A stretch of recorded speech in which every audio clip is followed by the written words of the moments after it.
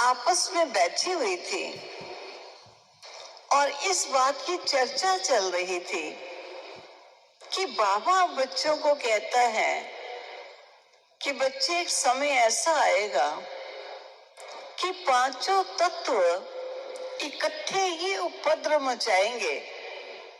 कहीं आग लगेगी, कहीं भूचाल आएगा, कहीं बाढ़ लगेगी, कहीं तूफान होगा। आप सोचिए, ऐसे समय पर हम अपने बचाव के लिए क्या करें। किसी ने कहा, बचाव की तो बात पीछे छोड़िए, अगर ऐसी मूसलाधार वर्षा हो या कुछ वातावरण में प्रदूषण इतना फैल जाए कि हमारा अनाज ही प्रदूषित हो जाए, हम बचे तो सही लेकिन हम कुछ खा पी ना सके, तो जीवन कैसे चलेगा। तो एक बहन ने कहा, भाई इस पर तो मैंने कुछ प्रैक्टिस करनी शुरू कर दी है। तो सब बड़े एंग्शियस हो गए, सुनने के लिए क्यूरियस थे कि क्या प्रैक्टिस आपने, खाना, चीजें सब दूषित हो जाए और उस समय भी आपको खाने के लिए कुछ मिल सके, या आपने क्या प्रैक्टिस शुरू की है ताकि हम भी कर सके। तो उस बहन ने अपना अनुभव सुनाया कि मैंने ऐसा सोचा कि अगर खाने के लिए कुछ दिन ना मिले, दूषित वातावरण के कारण हमारा अनाज विषैला हो जाए, उससे पूर्व हमें कुछ तैयारी करनी चाहिए। तो मैं कभी कभी एक टाइम खाना खाती हूँ, एक टाइम खाना नहीं खाती हूँ। किसी दिन सारा दिन मैं पानी नहीं पीती और कभी कभी सारा दिन कुछ नहीं खाती, ताकि ऐसे समय के लिए हम अपने को तैयार कर सके। ऐसा ना हो कि अंत में जाने के समय खाना पीना ना मिलने के कारण हम उसी चिंता और चिंतन में चोला तज दे। तो मैंने इस प्रकार का अभ्यास करना शुरू किया है। अभी दादी मीटिंग हॉल है, मैं समझती यहाँ या पांडव भवन, मुझे वो जगह का ख्याल नहीं आ रहा। तो हम आपस में अभी चर्चा कर ही रहे थे, तो इतने में गुलजार दादी जी वहां से निकल रहे थे। तो हमने कहा, दादी अगर आपके पास समय हो तो आप बैठ जाइए, क्योंकि दादी जी ने कहा कि क्या चर्चा हो रही है। तो हमने कहा कि आप हमारी चर्चा को सुनिए, क्या चर्चा हो रही है। तो दादी जी ने कुर्सी पर बैठ गए, तो हमने दादी को सुनाया कि अपनी ये बहन अपना पुरुषार्थ बता रही हैं कि जल दूषित हो जाए, भोजन विषैला हो जाए, खाने को कुछ दिन ना मिले, तो किस प्रकार हम इससे पूर्व कभी व्रत करना या कभी पानी ना पीना ऐसी आदत डाल ले। तो दादी ने सारा सुना, हमने डिटेल में सब बातें सुनाई, मैं अभी नहीं सुना रही। तो दादी ने फौरन बड़े मधुर शब्दों में कहा कि मैं तो ऐसा नहीं समझती हूँ। तो हमने कहा, दादी जो आप समझते हैं आप वो बताइएगा। तो दादी ने उस समय कहा कि बाबा ने यज्ञ में ऐसा भी समय आया जब सुबह के नाश्ते का समान है लेकिन खाने का कुछ नहीं है, ऐसी बेगरी लाइफ थी, तब भी बाबा ने बच्चों को व्रत नहीं रखाया, कभी भूखा रहना नहीं दिया। कभी ऐसा भी समय आया कि नाश्ते के लिए कुछ नहीं है, तब भी बाबा ने गुड़ में सोडा डाल करके, जो इतना गुड़ इतना हो जाए, उसको बॉर्नवीटा का नाम देकर बच्चों को खिलाया, लेकिन बच्चों को भूखा नहीं रखा। तो बाबा ने कभी व्रत नहीं कराया, तो हम कैसे व्रत करके अपनी कर्म इंद्रियों को कंट्रोल करेंगे? तब दादी से पूछा गया फिर हमें क्या प्रैक्टिस करनी चाहिए।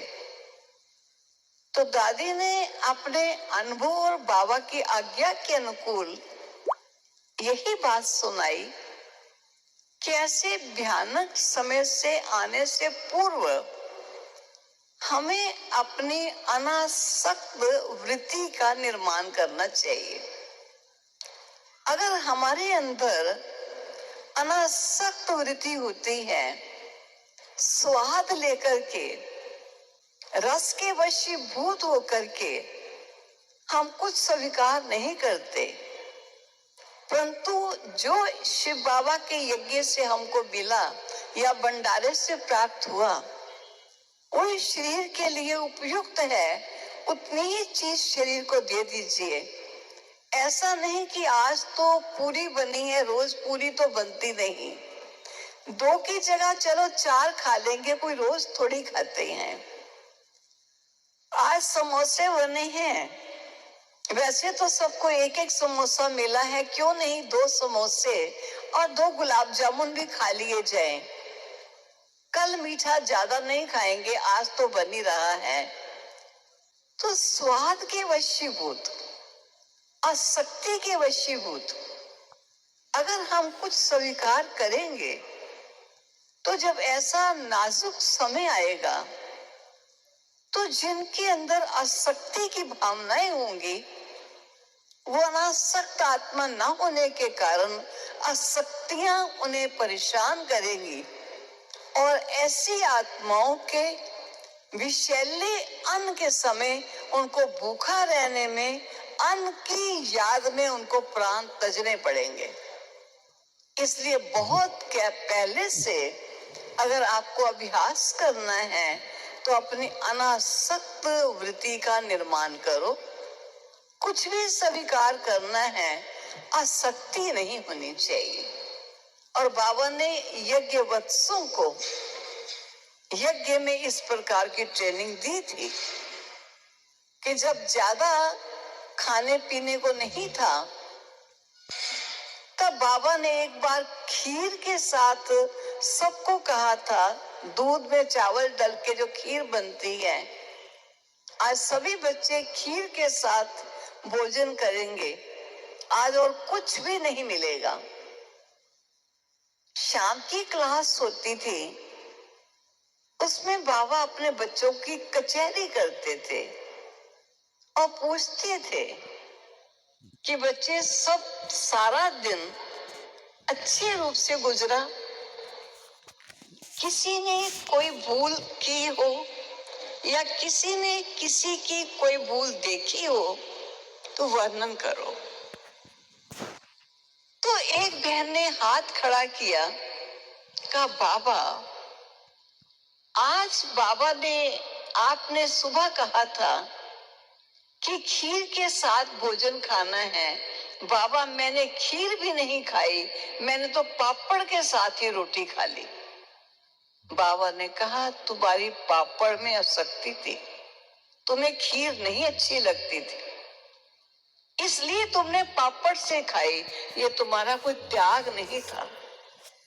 त्याग उसे कहा जाता है कि जब कोई चीज हमारे पास है और उसमें आसक्ति नहीं है, अनासक्त है, और हम स्वीकार करते हैं, अगर खीर तुम्हारे शरीर को नुकसान नहीं देती थी तो तुमने खीर छोड़कर पापड़ से खाई, और ये अपनी महानता दिखा रहे हो, ये महानता नहीं होती।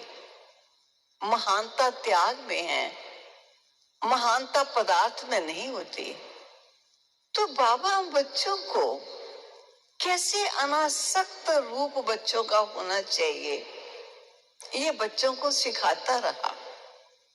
आज आप अपने आप से पूछो जब नाश्ता खाते हो, खाना खाते हो, उस समय आपकी अनासक्त वृत्ति यहाँ ही नहीं, अपने घर परिवार में भी अनासक्त वृत्ति होती है।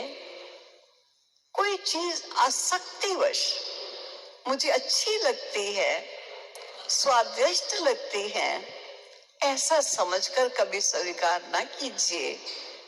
समय ऐसा आएगा, खाने को कुछ नहीं मिलेगा, लेकिन जिन बच्चों में अनासक्त भावना होगी, बाबा उन बच्चों को गारंटी दी हुई है कि अंत तक भी उनकी किचन से दाल रोटी नहीं फूटेगी।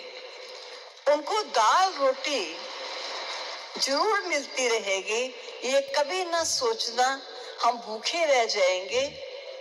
यहाँ तक बाबा ने कहा था कि मैं वतन में बुलाकर भी अपने बच्चों का पेट भर दूंगा, मैं कभी बच्चों को भूखा नहीं रखूंगा।